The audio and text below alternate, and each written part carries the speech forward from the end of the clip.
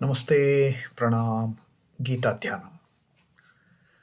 Om Parthaya Pratibodhitam Bhagavata Narayanena Swayam Vyasena Gratitam Purana Munina Madhye Mahabharatam Advaitam Ritavarshinim Bhagavatim Ashtadashadhyayinim Ambatva Manusandadhami Bhagavad Gite Bhavadveshinim.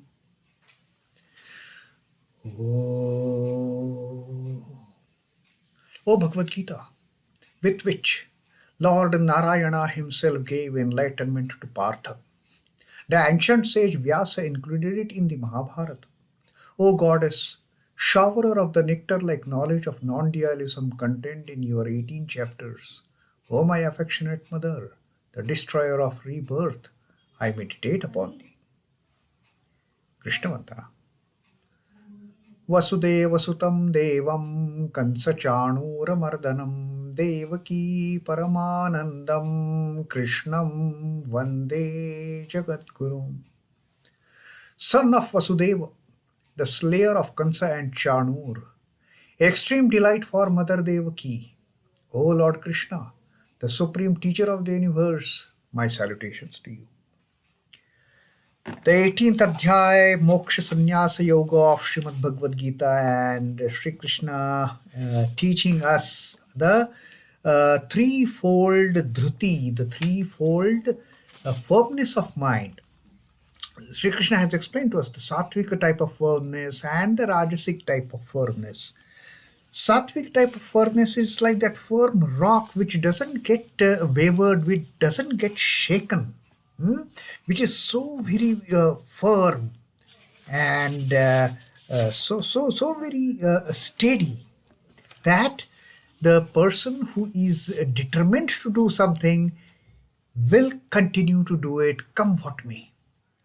And all those things, they are good for others. That is the sattvic type of firmness, where that person will have complete control over the functioning of the mind, of the breath force, and of the senses and the organs, the sense organs and the organs of action. And the path that he chooses is absolutely pure. Vyabhicharena. There is no pollution in that undertaking. There is no compromise in that undertaking. It is unswerving. It is so steady, so firm, so fixed. So that is the sattvic. Sattvic firmness of mind with which a person progresses on the path of liberation. Then Sri Krishna told us about that rajasic firmness. It is kind of a shaky. There are tendencies to make compromises. If something is found to be a bit tough, okay, I will take a shortcut.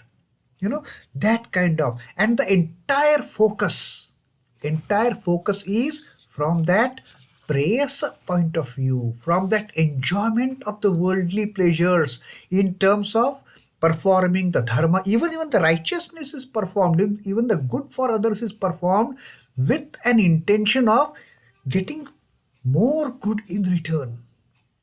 I will do good, but I want more good. So that is the kind of dharma the rajasic people with the rajasic firmness of mind they perform. And their entire focus is on the kama and artha. Dharma kamarthan, yayā tu dharma kamarthan dhṛtiḥ dhārayate Arjuna. Oh Arjuna, those who keep this steadfastness, those who keep this firmness of mind in order to fulfill their desires of the righteousness, the good activities, fulfill the desires of monetary gains, artha, and the sensual pleasures, kama. So that is dharma kamarthan. And prasangena phalakankshi, and at every moment their entire focus is what I am going to get back in return. Phalakankshi. I am doing this good, but am I going to get a better outcome output from this? Am I going to get better returns on this? Their entire focus is on ROI, the return on investment.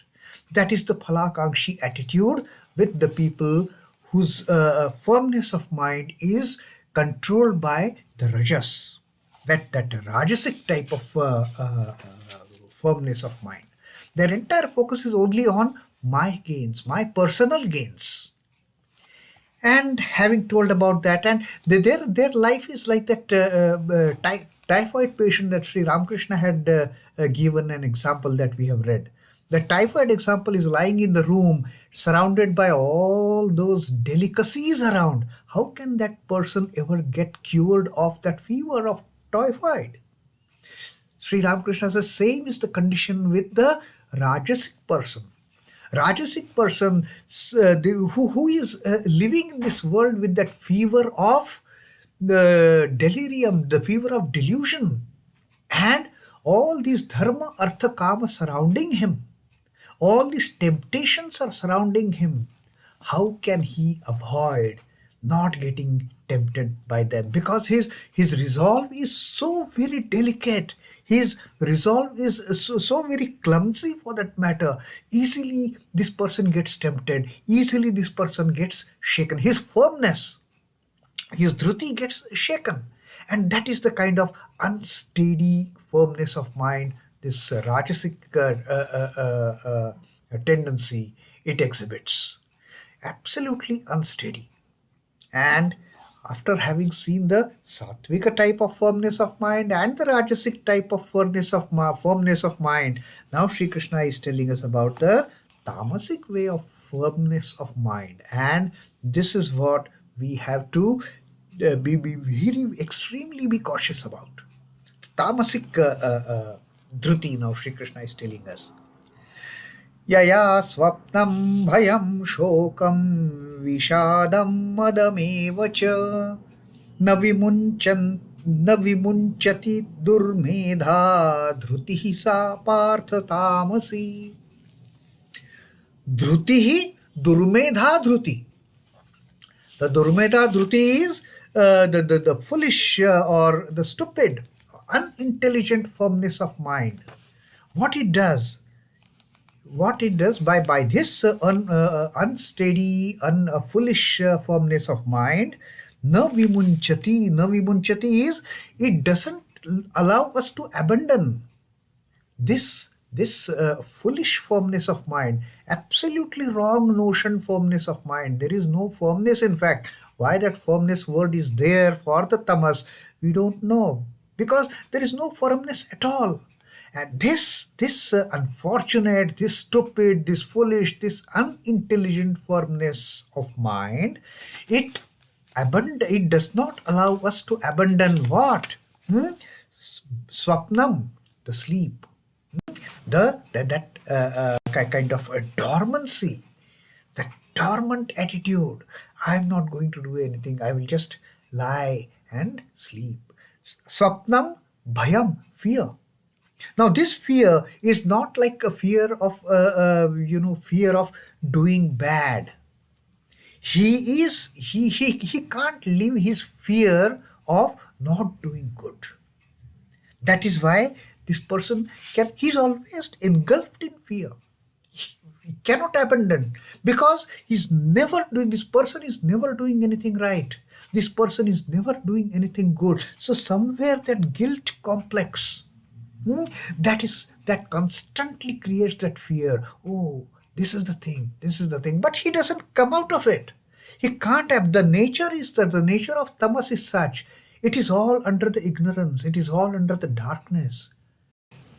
The person cannot abandon the fear complex. Then śokaṁ. Śokaṁ is grief. Always crying. But he won't leave the bad ways. In spite of all the miseries, in spite of all the sorrows, in spite of all the unpleasant happenings in life, he will only keep on grieving. He will only keep on crying. That he won't abandon. Next, he is not able to give up is the viṣādaṁ, despondency.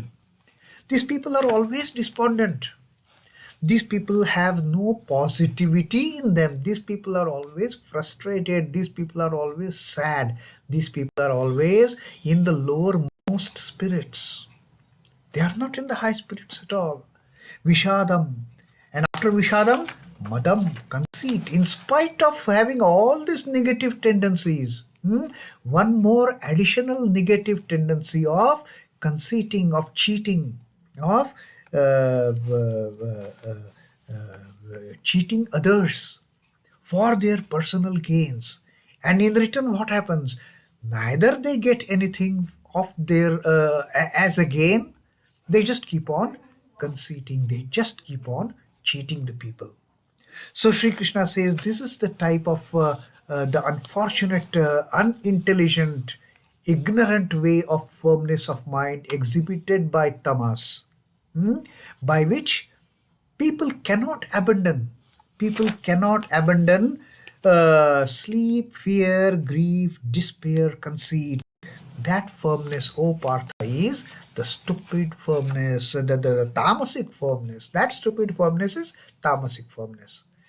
In spite of everything going wrong, we find people in our day-to-day life like this. Nothing is going right for them. They are not doing anything right. They are always crying. They are always in that the mood of fear. They are always lethargic to do anything. They are always cheating people. They are always in despair. They are always in despondent mood. And in spite of all these negativities, they won't change their ways for the better. They will keep on doing it. And they cannot come up. They are going down and down and down, which is the typical property of the tamas as a quality. People, this tamas simply drowns people into the depths of negativity, into the depths of uselessness, into the depth of ignorance for that matter again. There is no light at the end of the tunnel for these people. And they are always groping in the dark. They don't have a ray of hope as such. That is what the tamas, the darkness in the life, it does to people with this tamasic tendency. And a typical example that is given for the tamas kind of thing is Dhritarashtra. Dhritarashtra, who had that who was physically challenged in terms that he couldn't see anything. Although being the eldest of the two brothers, actually three brothers, but Vidur never had a chance to get to the throne because he was a dasi putra. But among compared to Pandu, his brother, younger brother, Dhritarashtra in fact had the first right to be on the throne of Hastinapur as king. But he was physically challenged. As per the scriptural injunctions, a physically challenged person cannot rule a kingdom. So next option was, okay, Pandu. Pandu was the king of Hastinapur. After Pandu died, his sons had to take up the throne as king of Hastinapur. But what happened? After Pandu's death, when these Pandavas were all small kids, there had to be some kind of a caretaker to run the kingdom of Hastinapur. So all the learned people, including Pitamaha Bhishma, although rightfully Pitamaha Bhishma had the first right to the throne, he had taken a vow that I will not sit on the throne of Hastinapur. I abandon my kingship for that matter. He had abandoned it, and so he never cared for the being the king of Hastinapur. Once given a word, that was the last word for him. Pitamaha Bhishma was driven by that sati. That was the firmness of mind. Pitamaha Bhishma was completely governed by the quality of sattva. Once given a word means given, come what may, I will not come out of, I will not deviate from that path. So Dhritarashtra was made the king as a caretaker king. When the children grew up, rightfully Pandavas had the right for the throne, but Dhritarashtra's children, Duryodhana and company, the 100 Kauravas, they never accepted this fact that Pandavas will come and sit on the throne. And then Duryodhana and his brothers, they did all the atrocities to eliminate Pandavas. In fact, they even tried to kill them. Now Dhritarashtra, so I mean, the physically challenged in terms of he was blind, but he was blind not only physically, even intellectually. He was blind. He was blind, his blindness extended to his firmness of mind. He could not decide, my children are doing wrong, I must stop them. No, out of the love for those children, out of fear that, oh, my children, what will happen to them if I give the kingdom?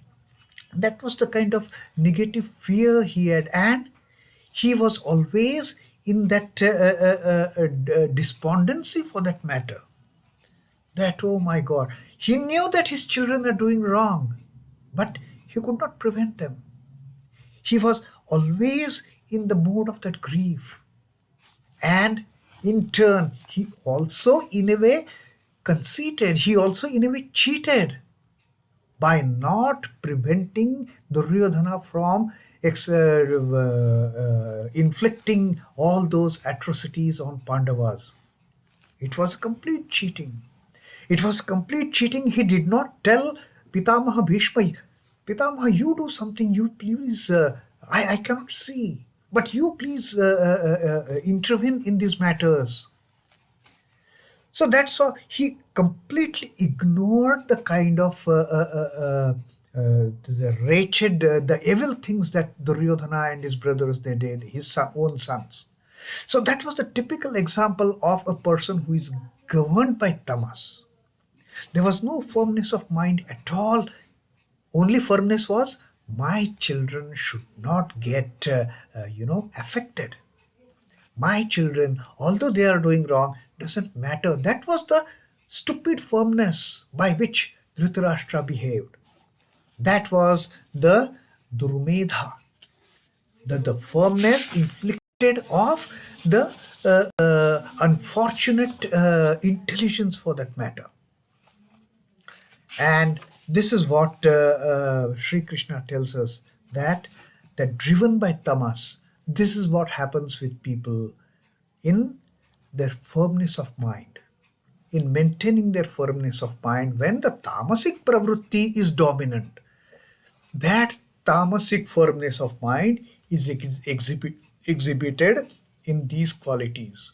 They cannot abandon lethargy, they cannot abandon laziness, they cannot abandon grieving and crying over what is happening in my life, but they won't mend their ways. That is the problem.